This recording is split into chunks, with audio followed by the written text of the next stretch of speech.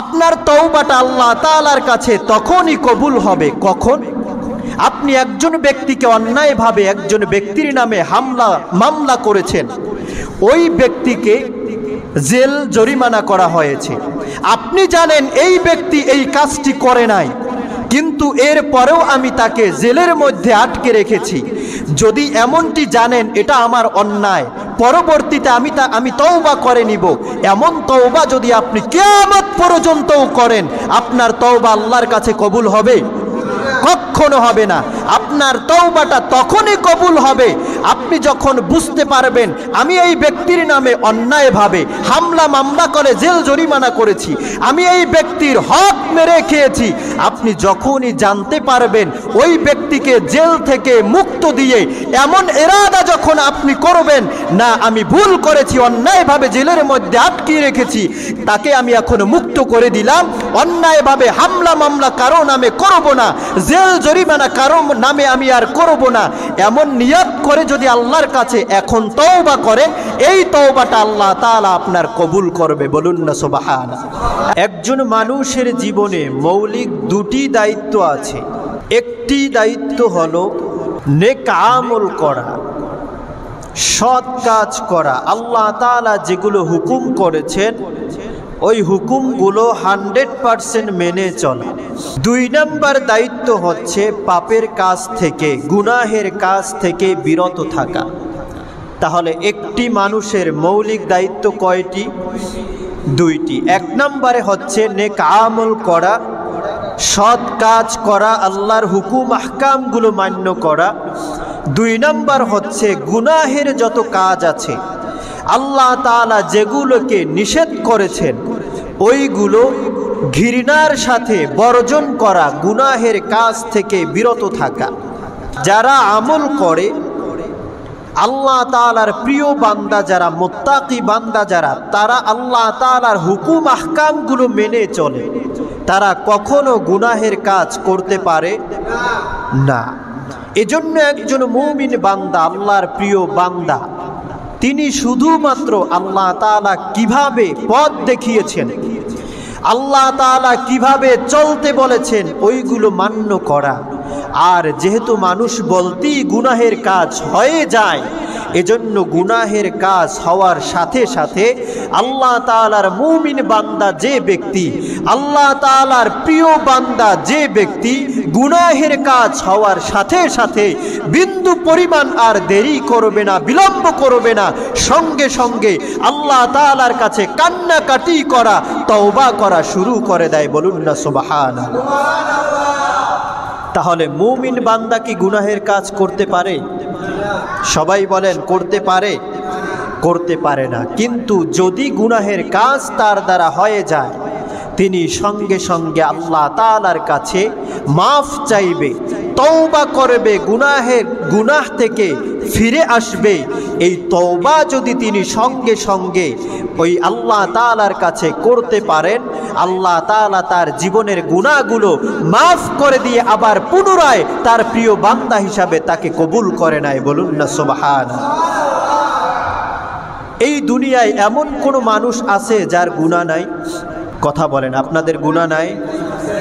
এমন কোনো মানুষ এই দুনিয়ায় জন্ম হয় নাই যে যার গুনাহ নাই। শুধুমাত্র আম্বিয়ায়ে কেরাম আলাইহিমুস সালাম, যারা আল্লাহর নবী রাসূল ছিলেন, তারাই কেবলমাত্র ছিলেন মাসুম। তাদের কোনো গুনাহ ছিল? তাদের কোনো গুনাহ ছিল না। একদিকে আল্লাহ তাআলা মানুষদেরকে নেক আমল করতে বললেন, অপরদিকে আল্লাহ তাআলা শয়তানকেও সৃষ্টি করলেন মানুষদেরকে ধোঁকা দেওয়ার জন্য। আপনি আমি বলতে পারি আল্লাহ তাআলা যেহেতু আমাদেরকে শুধুমাত্র তার ইবাদত বন্দেগী করার জন্যই সৃষ্টি করেছেন, তার নেক আমলগুলো করার জন্যই, নেক আমল করে তার প্রিয় বান্দা হয়ে যেন জান্নাতে যেতে পারে, এজন্যই যদি মানুষদেরকে সৃষ্টি করে, তাহলে আবার শয়তানদেরকে সৃষ্টি করার কি দরকার ছিল? আল্লাহ রব্বুল আলামিন যখন মানুষ সৃষ্টি করার ইরাদা করলেন, ফেরেশতাদেরকে লক্ষ্য করে আল্লাহ তাআলা বললেন, ফেরেশতারা ইন্নী জাইলুম ফিল আরদি খলিফা, আমি দুনিয়ায় মানুষ পাঠাতে চাই, খলিফা সৃষ্টি করতে চাই। ফেরেশতারা সঙ্গে সঙ্গে বলেছিল, রব্বুল আলামিন, আপনার পবিত্রতা ঘোষণা করার জন্য আমরা ফেরেশতারাই তো যথেষ্ট। আপনার তাসবিহ পাঠ করার জন্য, আপনার জিকির করার জন্য আমরা ফেরেশতারাই তো যথেষ্ট।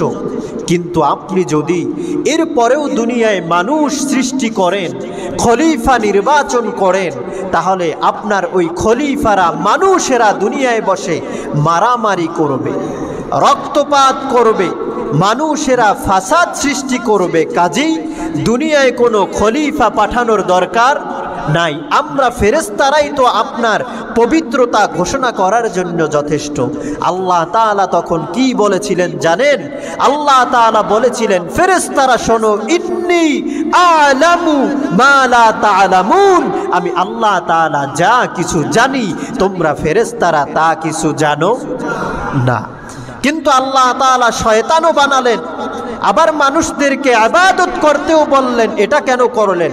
শয়তান না বানালেই তো আমরা একমাত্র শুধুমাত্র আল্লাহর জন্য ইবাদত করেই জান্নাতে যেতে পারতাম। প্রশ্ন আছে না নাই? সবাই বলেন আছে না নাই? ফেরেশতারা যে ইবাদত বন্দেগী করে, ফেরেশতাদের ইবাদত করার পাশাপাশি গুনাহের কোনো চাহিদা আছে? কথা বলেন। ফেরেশতারা শুধুমাত্র ইবাদতই করে।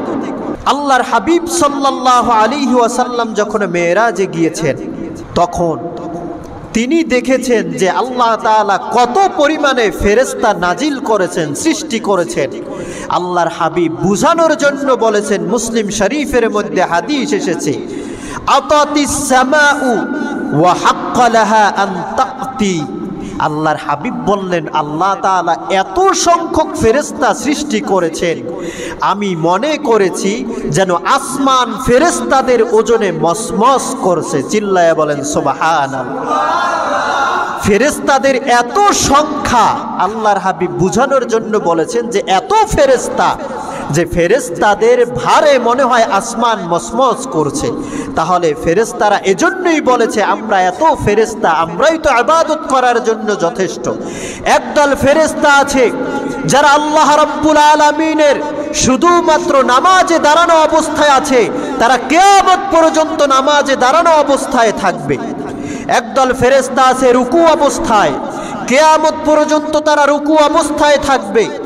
একদল ফেরেশতা আছে সিজদা অবস্থায়, কিয়ামত পর্যন্ত ওই ফেরেশতারা সিজদা অবস্থায় থাকবে। একদল ফেরেশতা আছে বৈঠক অবস্থায়, বসা অবস্থায়, কিয়ামত পর্যন্ত তারা বসা অবস্থায় থাকবে। বলুন না সুবহানাল্লাহ। তাহলে ফেরেশতারা শুধুমাত্র ইবাদত করেই যাচ্ছে, কিয়ামত পর্যন্ত আল্লাহর ইবাদত বন্দেগী করবে। ফেরেশতাদের গুনাহের কোনো চাহিদা আছে? কথা বলেন, চাহিদা আছে? নাই। তারা শুধুমাত্র ইবাদতই করে। আর আল্লাহ তাআলা মানুষ এজন্যই সৃষ্টি করলেন, এজন্যই দুনিয়ায় পাঠালেন, পাশাপাশি শয়তানকেও সৃষ্টি করে দিলেন। মানুষ যখন ইবাদত বন্দেগী করবে, আল্লাহর কথা মতো রাসূলের দেখানো পথ অনুযায়ী যখনই চলতে থাকবে, শয়তান তাকে ধোঁকা দিবে, তুই এই কাজটি করিস না, তুই এই কাজটি করিস না, নামাজ পড়বি, পরেও পড়তে পারবি, সুদ খা, ঘুষ খা, এটা কর, ওটা কর। শয়তান এটা বলবে। বান্দা তখনই যখন তার নফসের বিরোধিতা করে, একমাত্র শয়তানকে বিরোধিতা করে, শয়তানের গালে চপেট আঘাত করে, তখন ধোঁকা দেওয়ার পরে যদি শয়তানের ধোঁকায় পা না বাড়িয়ে আল্লাহ তাআলার ইবাদত বন্দেগী হুকুম মতো চলতে পারে, তখনই বান্দা কেবলমাত্র আল্লাহ তাআলা যে উদ্দেশ্যে মানুষ দুনিয়ায় পাঠিয়েছেন, তখনই কেবলমাত্র আপনি ওই উদ্দেশ্য মতো, ওই ইরাদা মতো আল্লাহ তাআলার উদ্দেশ্যে ইবাদত করতে পারবেন। বলুন না সুবহানাল্লাহ। এজন্যই আমার প্রিয় ভাইয়েরা, আল্লাহ সুবহানাহু ওয়া তাআলা দুনিয়ায় মানুষ পাঠিয়েছেন। এমন কোনো মানুষ নাই যে মানুষের দুনিয়ায় গুনাহ হয় না। দুনিয়ায় যত মানুষ কি আল্লাহ তাআলা পাঠিয়েছেন, আল্লাহ তাআলা পাঠানোর পাশাপাশি শয়তান ধোঁকা দিলে গুনাহের কাজও করে থাকে। কিন্তু আল্লাহ তাআলা আমার জন্য আপনার জন্য এমন একটি সুন্দর ব্যবস্থাপনা, সুন্দর একটা বিষয় রেখে দিয়েছেন।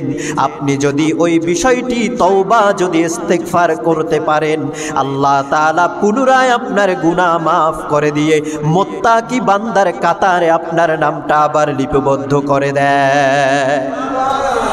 আল্লাহ রাব্বুল আলামিন কোরআনুল কারীমের সূরা তাহরীমের ৮ নম্বর আয়াতে বলে দিলেন, ইয়া আইয়ুহাল্লাযীনা আমানু তুবু ইলাল্লাহি তাওবাতান নাসুহা। আওয়াজ করে পড়ুন আল্লাহু আকবার। আল্লাহ রাব্বুল আলামিন তার ইমানদার বান্দাদেরকে ডাক দিয়ে বলল, ইমানদার বান্দারা শোনো শোনো।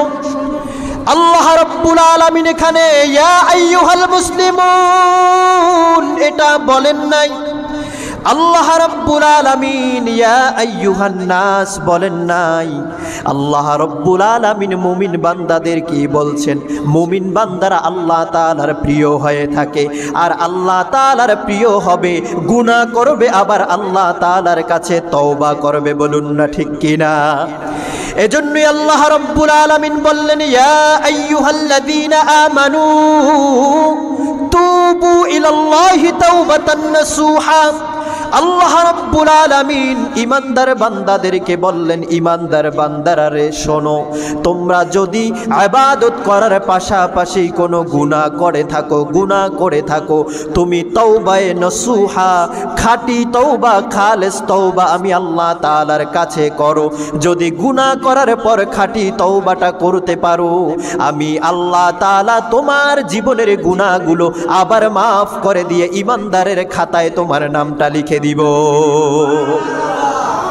তাহলে আমাদের দেশে অনেক মানুষ আছে যারা এই তওবার ক্ষেত্রে তওবায়ে নাসুহা, যে তারা বলে এখানে যে আল্লাহ তাআলা নাসুহা শব্দ ব্যবহার করেছেন, এই নাসুহা নাকি একজন মহিলার নাম। বলুন না নাউযুবিল্লাহ। এখানে নাসুহা শব্দ দ্বারা আল্লাহ তাআলা বুঝিয়েছেন, বান্দারে তোমরা গুনাহ করার পরে আমি আল্লাহ তাআলার কাছে তওবা করো। তওবাটা কেমন হবে?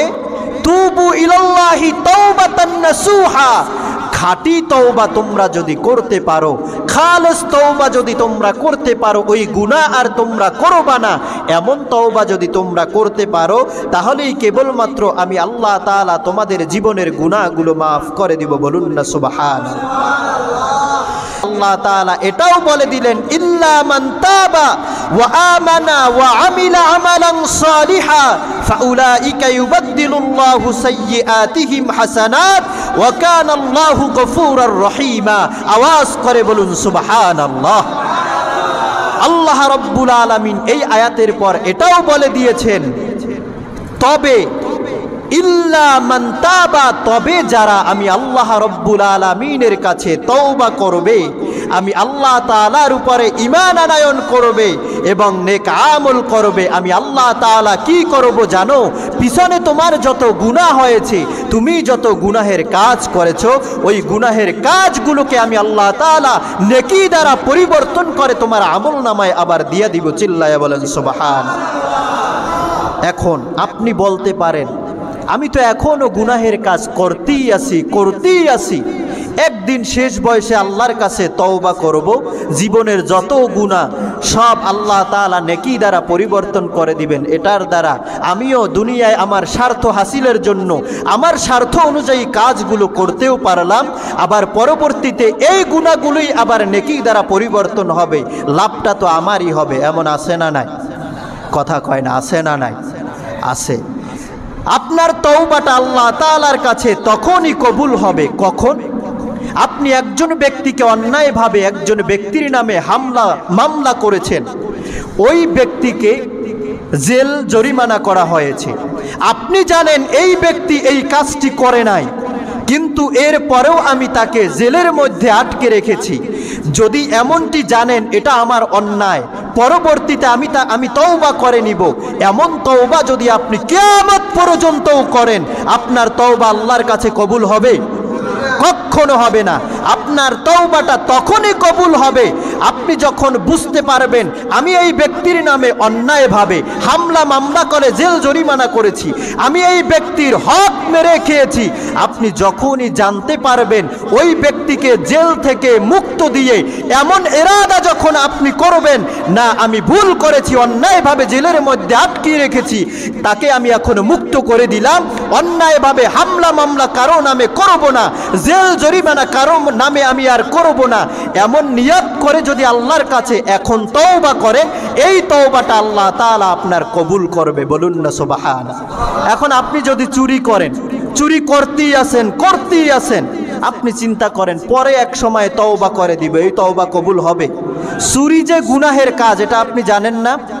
জানেন, কিন্তু পিছনে আপনি চুরি করেছেন, এখন আপনি বুঝতে পেরেছেন, কিন্তু আপনি যদি চুরি ছেড়ে দিয়ে এখন যদি আল্লাহর কাছে তওবা করেন, আল্লাহ আমি আর আমার জীবনে চুরি করব না, এমন যদি আপনি তওবা করতে পারেন, চুরি ছেড়ে দিতে পারেন, তখনই আপনার তওবাটা আল্লাহ তাআলার কাছে গ্রান্টেড, কবুল হবে। বলুন না সুবহানাল্লাহ।